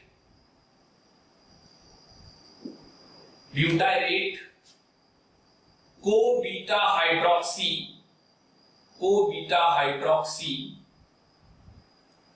valerate,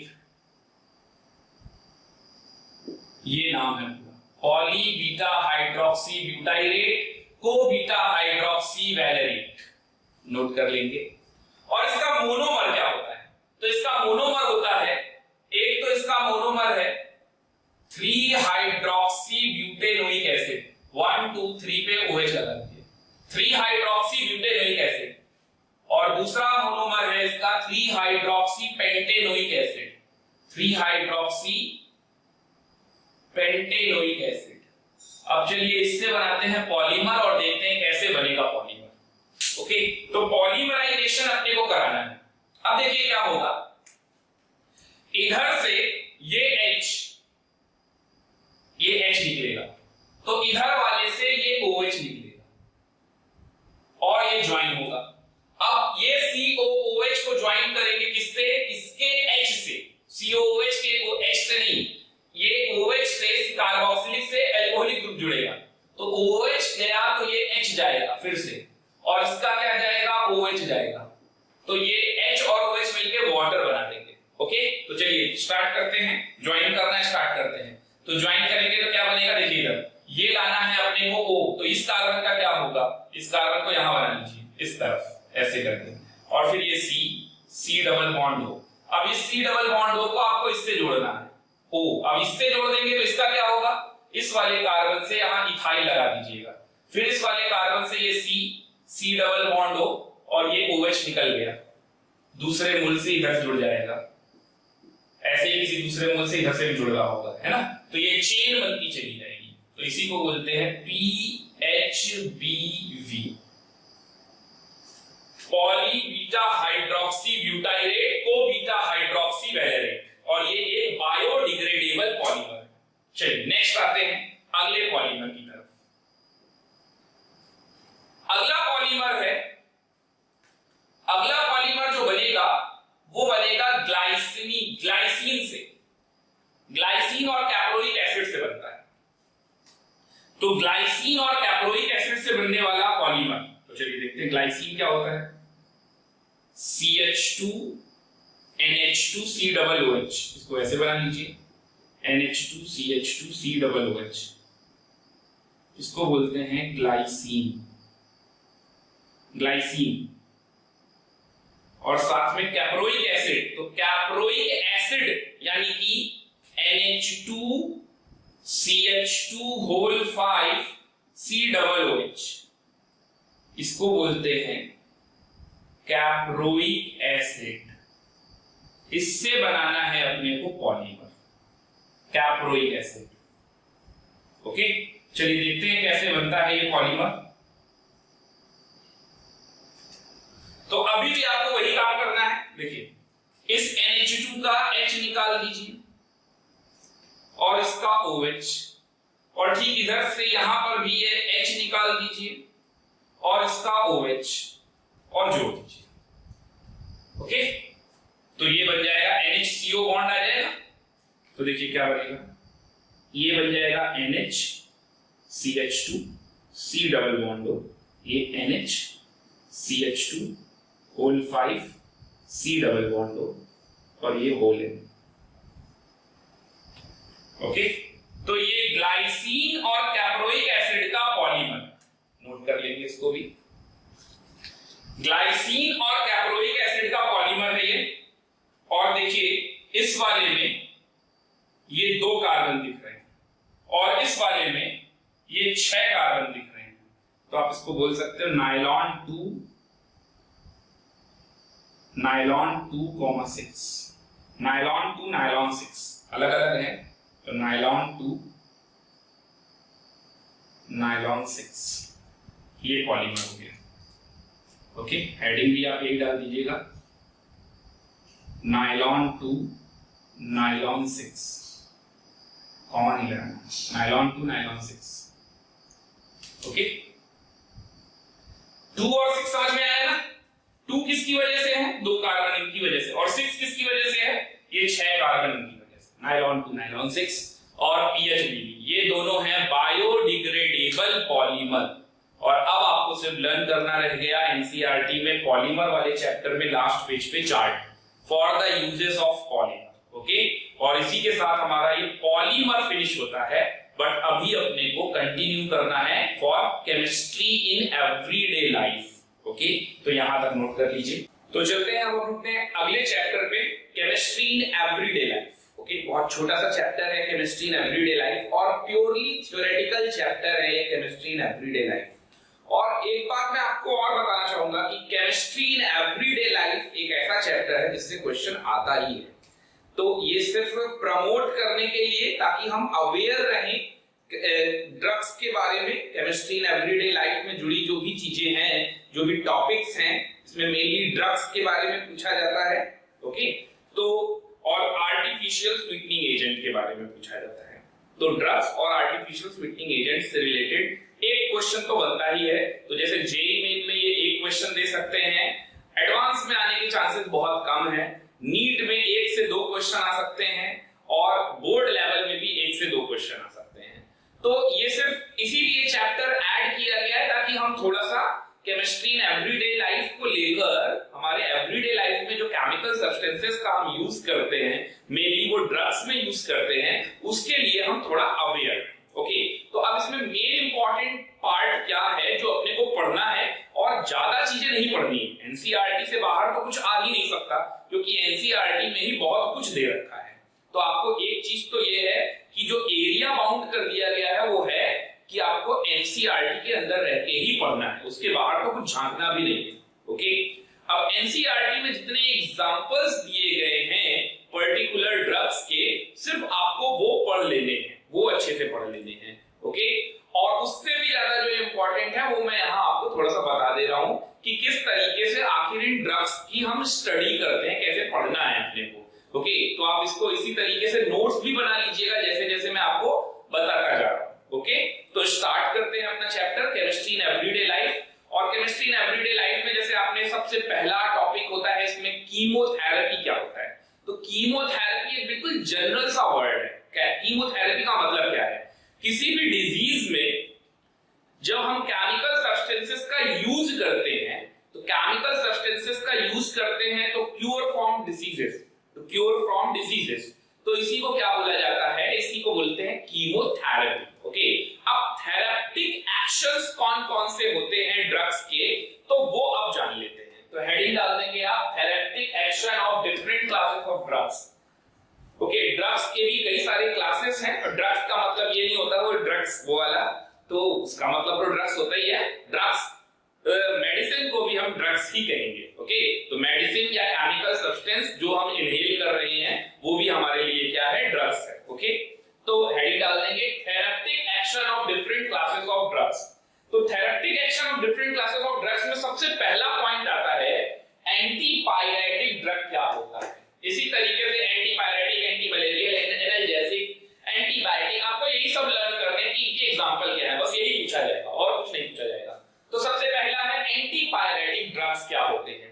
तो देखिए एंटीपायरेटिक ड्रग्स क्या होते हैं, ऐसे ड्रग्स जो कि हाई बॉडी टेम्परेचर में को लो डाउन करने के लिए करते हैं, यूज करते हैं। The chemical which are used to bring down the body temperature during high fever. तो जब कभी भी हाई फीवर होगा तो क्या दिया जाता है, एंटीपायरेटिक ड्रग दिया जाता है। अब ये एंटीपायरेटिक ड्रग का एग्जांपल क्या हो सकता है, तो दो तो मोस्ट पॉपुलर एग्जांपल है, एक तो पैरासीटामोल और दूसरा एस्पिरिन। फिनॉल चैप्टर ने सैलिसिलिक एसिड बनाया था। सैलिसिलिक एसिड की रिएक्शन अगर हम एसिटाइल क्लोराइड से कर दे तो एसिटाइल सैलिसिलिक एसिड बन जाएगा, इसी को बोलते हैं एस्पिरिन। और इसी के कैल्शियम सॉल्ट को बोलते हैं डिस्पिरिन। एस्पिरिन की बहन डिस्पिरिन। ओके, बहन नहीं होती है, वो तो याद रखने का बता दिया मैंने आपको। पैरासीटामोल, तो पैरासीटामोल में देखिए क्या है, पैरासीटामोल में फिनॉल के पैरा पोजीशन पे आपको एसिटामाइड वाला ग्रुप लगा देना है। तो अब ये देखिए अगर यहाँ पर फेनिल ग्रुप ये नहीं होता तो यहाँ पर H होता तो ये एसिटामाइड ही बोला जाता। ओके, तो इस तरीके से आप इसका फॉर्मूला याद रखेंगे पैरासीटामोल का। जो इंपॉर्टेंट है बस मैं उसी के स्ट्रक्चर बनाऊंगा, क्योंकि स्ट्रक्चर तो बहुत सारे हैं और बहुत सारे हम स्ट्रक्चर लर्न कर ही नहीं सकते। ये इम्पॉसिबल सी बात है कि हम इतने बड़े बड़े स्ट्रक्चर ड्रग्स के याद रखेंगे। तो जो बहुत ज्यादा पॉपुलर हैं, जिनका फॉर्मूला बहुत ज्यादा पॉपुलर है सिर्फ, और जो ज्यादा से ज्यादा पूछे जाते हैं, सिर्फ हम उतनों को ही पढ़ेंगे ड्रग्स में। ओके, एक नोवेल्जीन और फिनेसिडिन ये भी है। ओके, तो ये ध्यान रखिएगा, एंटीपायरेटिक ड्रग। सेकेंड आते हैं anti malarial drug. Anti malarial drug, malaria की वजह से जब बॉडी में फीवर आता है तो वो एंटी मलेरियल ड्रग्स का यूज करते हैं। नाम से ही पता चल रहा है एंटी मलेरियल ड्रग। तो chemical substance which are used to bring down the body temperature during malaria fever. Malaria fever जब होता है तो हम ये यूज करते हैं एंटी मलेरियल ड्रग। सबसे पहले यूज करते थे क्विनीन और बाद में तो खैर खूब सारे आ गए, तो क्लोरोक्वीन, पैराक्वीन, प्राइमाक्वीन, ये सारे एंटी मलेरियल ड्रग्स हैं। ओके, तो ये नोट कर लेंगे, इनके एग्जांपल्स पे ध्यान दीजिएगा। एग्जांपल सबसे ज्यादा इंपॉर्टेंट है। मैं ये चैप्टर आपको पढ़ाता ही ना, आपसे बोल देता है एनसीईआरटी से देख लेना, सिर्फ मैं इसीलिए थोड़ा सा यहाँ पर आपको डिक्टेट कर रहा हूं ताकि आपको एग्जांपल्स के बारे में अवेयरनेस हो जाए। तो मैं आपको एग्जांपल के लिए अवेयर करा रहा हूं। ओके, क्योंकि यही एग्जाम में सबसे ज्यादा पूछे जाने वाला टॉपिक है। ओके, तो चलिए देखते हैं आगे। नेक्स्ट है एनाल्जेसिक। एनाल्जेसिक क्या होता है, तो एनाल्जेसिक का मतलब है ऐसे केमिकल सब्सटेंसेस, ऐसे मेडिसिन जो हमें पेन में रिलीफ दे। पेन में रिलीफ दे ऐसे ड्रग को हम क्या कहेंगे, एनाल्जेसिक। अब एनाल्जेसिक दो तरह के होते हैं, नारकोटिक्स ड्रग्स और नॉन नारकोटिक ड्रग। अब नारकोटिक ड्रग क्या होता है, तो नारकोटिक ड्रग आपको कुछ ज्यादा ही रिलीफ दे देगा। तो आपको इतना ज्यादा रिलीफ दे देगा कि आपकी आत्मा का परमात्मा से मिलन होने लग जाएगा। तो ऐसे ड्रग का यूज बिल्कुल नहीं करना है, इसके बारे में सिर्फ पढ़ लेना है। तो नारकोटिक ड्रग्स वो होते हैं जो हमारी बॉडी को अनकॉन्शियस कर देते हैं। थोड़ी देर के लिए तो हमें लगता है कि पेन से हमें रिलीफ मिल गया, बट एक्चुअल में वो अंदर ही अंदर वो ड्रग्स क्या कर रहे हैं, हमारी बॉडी को कंट्रोल कर रहे हैं, हमारे ब्रेन को कंट्रोल कर रहे हैं और हमें अनकॉन्शियसनेस जैसा फील करा रहे हैं।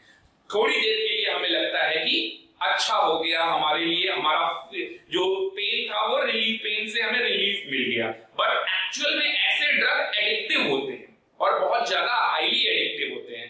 इवन आप लोग कभी सुनते भी होंगे कि वो ड्रग्स ना मिलने पर उसने ऐसा कर लिया, उसने ये गलत काम कर लिया। तो ये सारी चीजें भी हैं, है ना। तो इनको नारकोटिक ड्रग्स की कैटेगरी में रखा गया है। तो नारकोटिक ड्रग्स के तो एग्जांपल आपको बहुत अच्छे से याद होंगे, है ना। तो सुनते भी रहते होंगे, आपने फिल्मों में सुना होगा, जैसे हीरोइन, मॉर्फिन को बोलते हैं, हीरोइन, कोडीन। तो ये सभी क्या है, नारकोटिक ड्रग्स। ओके, तो नारकोटिक और नॉन नारकोटिक नाम की दो कैटेगरी बनाई गई एनाल्जेसिक में। Drug which produce sleep and unconsciousness, ऐसे ड्रग को हम क्या कहते हैं? Narcotic drug. जैसे मॉर्फिन हो गया, कोडीन हो गया। मॉर्फिन को ही हीरोइन बोलते हैं। Okay, non narcotic drug, non narcotic drugs का मतलब है कि जो हमें सिर्फ पेन से इमीडिएटली रिलीफ दे, हमें अपना एडिक्टिव ना बनाए, ऐसे ड्रग को हम क्या बोलेंगे? नॉन एडिक्टिव ड्रग भी बोल सकते हैं और नॉन नार्कोटिक ड्रग भी बोल सकते हैं।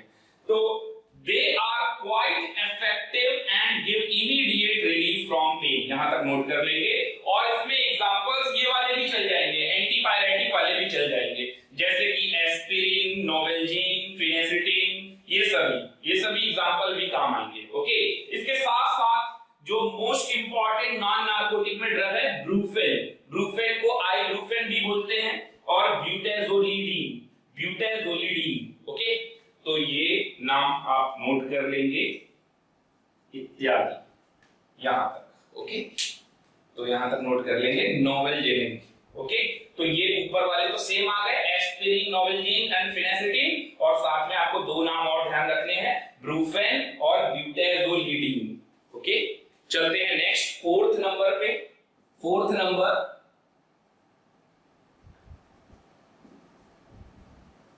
ट्रंक्लाइजर्स। अब ये ट्रंक्लाइजर क्या होता है? एक्चुअल में ये नर्वस सिस्टम में जब हमें पेन होता है या नर्वस सिस्टम से जुड़ा कोई अगर डिजीज होने लग रहा है, या बॉडी अगर हमारी नर्वस सिस्टम हमारा प्रॉब्लम में आ रहा है, तो इस ऐसे डिजीज के लिए हमें जो ड्रग यूज करना होता है वो होता है ट्रंक्लाइजर। ठीक है, तो this type of drug is cure from nervous system, issues related with nervous system. Okay, note कर लेंगे इसको भी। तो ट्रंक्लाइजर क्या हो गया? केमिकल सब्सटेंसेस और medicines used to cure from mental diseases. तो मेंटल डिसीजेस से क्योर पाने के लिए क्या यूज किया जाता है? ट्रंक्लाइजर्स। अब देख सकते हैं ट्रंक्लाइजर भी दो तरह के होते हैं, hypnotic and non hypnotics. Hypnotics क्या होते हैं?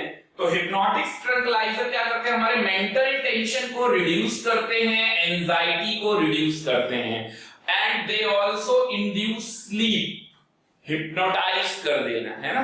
तो हिप्नोटिक्स का मतलब क्या हो गया? जो मेंटल टेंशन को रिड्यूस करे, एंजाइटी को रिड्यूस करे और स्लीपिंग को इंड्यूस करे। और नॉन हिप्नोटिक्स का मतलब they reduce mental tension, anxiety, but they do not induce sleep, do not induce sleep, उसे कहते हैं नॉन हिप्नोटिक। तो ट्रंक्लाइजर में भी हिप्नोटिक और नॉन हिप्नोटिक नाम के दो कैटेगरी हैं। तो इसी तरीके से आप दो कैटेगरी बना भी लीजिएगा। इसके एग्जांपल हिप्नोटिक्स में आ जाएगा बारब्यूट्रिक एसिड। बारब्यूट्रिक एसिड का ये स्ट्रक्चर है, डाइओन बनाना है आपको और ये NH लगाना है। ओके, और इसी तरीके से इसी वाले स्ट्रक्चर में इस तरफ डाइइथाइल लगा देंगे तो क्या बन जाएगा? ल्यूमिनल। इसका दूसरा एग्जांपल है। ओके, हिप्नोटिक्स का। नॉन हिप्नोटिक्स में सबसे ज्यादा पॉपुलर इक्वानिल, ये सबसे ज्यादा पूछे जाने वाला एग्जांपल है इक्वानिल। इसका स्ट्रक्चर भी ध्यान रखिएगा, एमाइड होता है। फंक्शनल ग्रुप भी पूछे जा सकते हैं, हो सकता है आपसे पूरा स्ट्रक्चर ना पूछे, आपसे फंक्शनल ग्रुप ही पूछ ले कि इक्वानिल में कौन सा फंक्शनल ग्रुप होता है। नीचे 4 ऑप्शन दे रखे हैं, तो उससे आपको टिक लगाना है। ओके, चलते हैं नेक्स्ट, एंटी डिप्रेसेंट। देखिए नाम से ही पता चल रहा है एंटी डिप्रेसेंट, जो डिप्रेस हो गया हो बुरी तरह से। तो जो बुरी तरह से डिप्रेस हो गया हो, जिसका कॉन्फिडेंस पूरी तरह से मर गया हो, ऐसे लोगों को ठीक करने के लिए बना है एंटी डिप्रेसेंट। ऐसे ड्रग्स को मूड बूस्टर भी बोला जाता है, और ये मूड बूस्टर्स जो होते हैं ये डिपेंड करता है कि पर्सन के अंदर किस तरीके की, किस लेवल का प्रॉब्लम है। तो उसको कुछ नार्कोटिक ड्रग्स भी दिए जाते हैं, जैसे कोकीन, विटालिन, ये भी यूज किए जाते हैं एंटी डिप्रेसेंट ड्रग्स में। ओके, तो मूड बूस्टर ड्रग्स भी बोलते हैं इसको, तो ये भी नोट कर लीजिएगा। तो इसके एग्जांपल हो जाएंगे विटालिन, कोकीन, मेथेड्रिन। ओके, एंटी डिप्रेसेंट के बाद आते हैं नेक्स्ट एंटी फर्टिलिटी ड्रग। अब ये एंटी फर्टिलिटी ड्रग आपको नाम से ही समझ में आ रहा होगा, बर्थ कंट्रोल पिल्स को ही बोलते हैं एंटी फर्टिलिटी ड्रग। ये ओव्यूलेशन को क्या करता है, सप्रेस करता है। और जितने भी एंटी फर्टिलिटी ड्रग्स होते हैं ये दो हार्मोन्स का मिक्सचर से बनाए जाते हैं। एस्ट्रोजन, पहला है एस्ट्रोजन और दूसरा है प्रोगेस्टेरोन।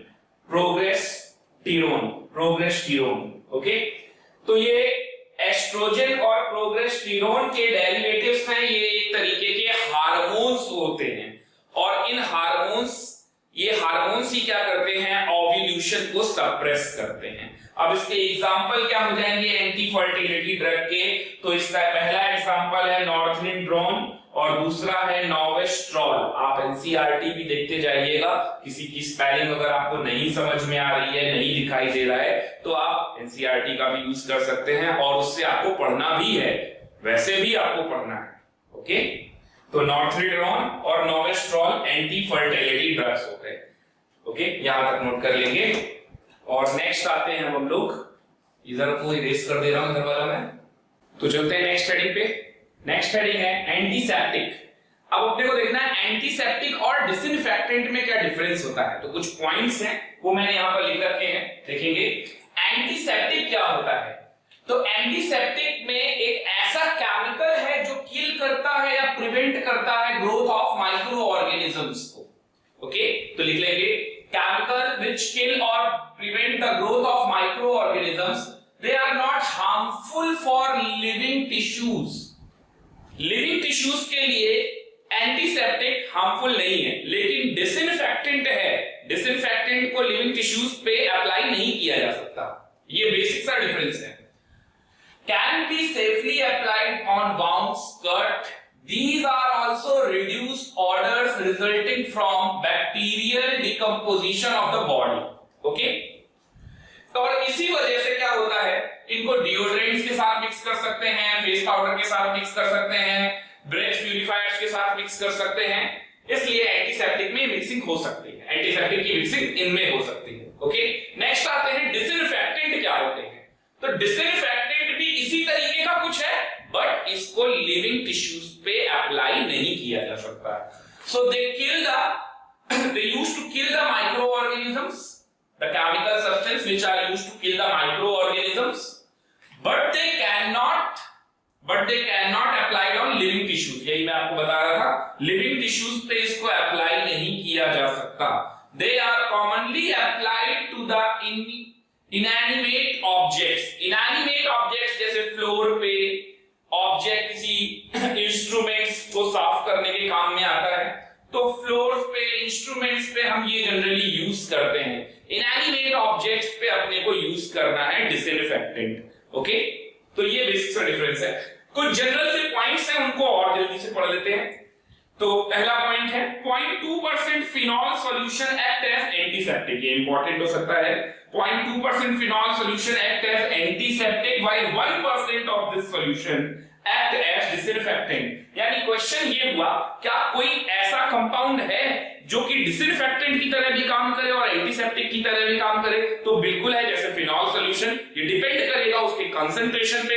लो कंसंट्रेशन पे क्या होगा, वो एंटीसेप्टिक की तरह काम करेगा, और हाई कंसंट्रेशन पे वो क्या काम करेगा, डिसइंफेक्टेंट की तरह काम करेगा। चलिए नेक्स्ट पॉइंट पे, chlorine is used for making water fit for drinking, और उसका कंसंट्रेशन कितना होना चाहिए, 0.2 से 0.4 ppm। ये इंपॉर्टेंट है, पूछा जा सकता है। लास्ट ईयर भी आया था क्वेश्चन इस पर बेस्ड कि कितना ppm होना चाहिए ड्रिंकिंग वाटर के लिए, लेड का परसेंटेज क्या होना चाहिए, लेड का कितना हार्डनेस, फ्लोराइड्स का ppm क्या होना चाहिए। ओके, नेक्स्ट आते हैं, iodine is used as a powerful antiseptic. Powerful antiseptic की तरह इसको यूज करते हैं, और इसमें टिंचर ऑफ आयोडीन नाम से ये बुलाया जाता है। तो टिंचर ऑफ आयोडीन होता क्या है एक्चुअल में, 2 to 3% iodine solution of alcohol water.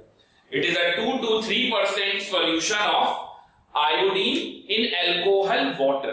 Okay, tincture of iodine. Next आते हैं बायथोनॉल। तो bithionol is an antiseptic generally added to medicated soap. जितने भी मेडिकेटेड सोप आते हैं उसमें बायथोनॉल नाम का एंटीसेप्टिक यूज किया जाता है। बायथोनॉल केमिकल सब्सटेंस है, और इसका फॉर्मूला ये देख सकते हैं, इधर वाली रिंग जैसे बेंजीन है, बेंजीन पे इधर क्लोरो लगाएंगे ग्रुप, दो डाइक्लोरो और यहाँ OH, और S सल्फर से लिंकअप करेंगे और सेम यही यहां पर भी रिपीट कर देना है। तो बाइथेनॉल का स्ट्रक्चर है। नेक्स्ट आते हैं, ये तो मोस्ट इंपॉर्टेंट है, डेटॉल। डेटॉल क्या है? एक एंटीसेप्टिक है और इज अ मिक्सचर ऑफ, किसका मिक्सचर होता है? Chloroxylenol and टेरपिनॉल। Chloroxylenol and टेरपिनॉल, xylene से बनाया गया है क्लोरोजाइलिनॉल, ठीक है। तो क्लोरोजाइलिनॉल का ये स्ट्रक्चर है, आप देख सकते हैं। तो क्लोरोजाइलिनॉल और टेरपिनॉल, तो टेरपिनॉल का ये स्ट्रक्चर है। ये सब एनसीईआरटी में भी बने हुए स्ट्रक्चर्स हैं, वही मैंने भी बनाए हैं। आपको बस ये स्ट्रक्चर्स ध्यान रखने हैं, फॉर्मूला मैच करने के लिए आ सकता है, ऑप्शंस में आ सकते हैं कि इनमें से कौन सा क्लोरोजाइलिनॉल है या कौन सा टेरपिनॉल है। तो ये तीन स्ट्रक्चर्स तो बहुत ही इंपॉर्टेंट है। और एक ये मैंने लास्ट स्ट्रक्चर बनाया है, it is the general structure of penicillin. Actual में पेनिसिलिन एक एंटीबायोटिक की तरह यूज करते हैं और सबसे पहला एंटीबायोटिक ही पेनिसिलिन था जो कि अलेक्जेंडर फ्लेमिंग ने डिस्कवर किया था। तो पेनिसिलिन में इतना बड़ा स्ट्रक्चर आपसे नहीं पूछा जाएगा। पेनिसिलिन में आपसे कौन कौन से फंक्शनल ग्रुप है ये पूछे जा सकते हैं। तो आप देख सकते हैं ये एमाइड फंक्शनल ग्रुप है, एमाइड फंक्शनल ग्रुप है। ये कार्बोक्सिलिक एसिड फंक्शनल ग्रुप हो गया, कार्बोक्सिलिक एसिड ये भी फंक्शनल ग्रुप हो गया। ये आप देख सकते हैं ये नाइट्रोजन एक इस कार्बन से अटैच है, एक इस कार्बन से अटैच है और एक इस कार्बन से अटैच है। तो ये वाला 3 डिग्री एमीन भी हो गया, ओके। और ये साथ में कीटो, तो ये कीटोनिक फंक्शनल ग्रुप भी हो गया। तो कीटोन, एमाइड, 3 डिग्री एमीन और कार्बोक्सिलिक एसिड नाम के फंक्शनल ग्रुप्स हैं। अब क्वेश्चन बन सकता है कि इनमें से कौन सा फंक्शनल ग्रुप ऐसा है जो पेनिसिलिन में नहीं होता और ऑप्शन दे दिए जाए, ओके। तो ये आपको फंक्शनल ग्रुप थोड़े से याद रखने हैं कि आखिर जनरल स्ट्रक्चर ऑफ पेनिसिलिन में कौन कौन से फंक्शनल ग्रुप होते हैं, ओके। इसके बाद आप एनसीईआरटी में एक टेबल बनी हुई है sweetening agent, artificial sweetening agent, वो टेबल को आप एक बार बस रीड कर लीजिएगा अच्छे से, जैसे एस्पार्टेम, एलिटेन, सुक्रालोज, है ना। तो ये सारी चीजें हैं और इनमें स्वीटनिंग वैल्यू दी गई है with respect to cane sugar. तो इसमें आपको याद नहीं करना है, आपको सिर्फ ये ध्यान रखना है किसकी स्वीटनिंग वैल्यू ज्यादा है और किसकी स्वीटनिंग वैल्यू कम है। जैसे एलिटेन की सबसे ज्यादा है और एस्पार्टेम की सबसे कम है। तो यही क्वेश्चन बन सकता है, ये क्वेश्चन भी पूछा जा सकता है, ओके। तो इसी के साथ हमारा ये chemistry in everyday life and polymer chapter finish होता है, ओके। Thank you.